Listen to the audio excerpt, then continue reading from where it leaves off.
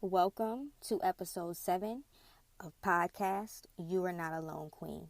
And today's topic is why we should separate ourselves from toxic people. It is very important that you separate yourself from toxic people. Whether it's family, friends, a partner, etc., the list goes on. You have to do it in order to elevate yourself. You also don't want a toxic person around your child.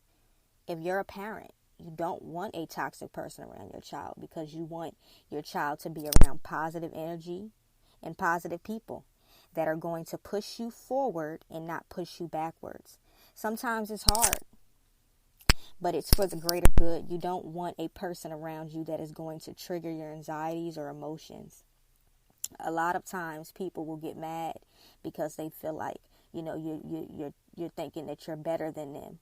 But that's an ignorant way of thinking, because a person that wants to see good for you will always be willing to understand that, hey, you're not trying to elevate yourself. You're not trying to better yourself. You want to still remain with the same toxic, behavior.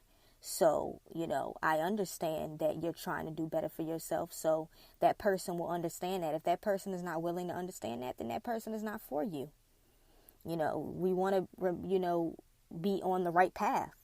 So a lot of times, you will lose friends. You will lose family members because sometimes you're like, oh man, I don't want to, separate myself from my auntie. That's my auntie. But at the end of the day, if your auntie is not, keep remaining with a positive attitude and having positive energy, because the thing is, you got to understand that you can feed off negative energy. So if you feed that into yourself, just to say, for instance, you pick up the phone and somebody gets on the phone with you and they're gossiping about bull crap, and you're on the road to getting yourself to a better place, and you don't want to hear that nonsense.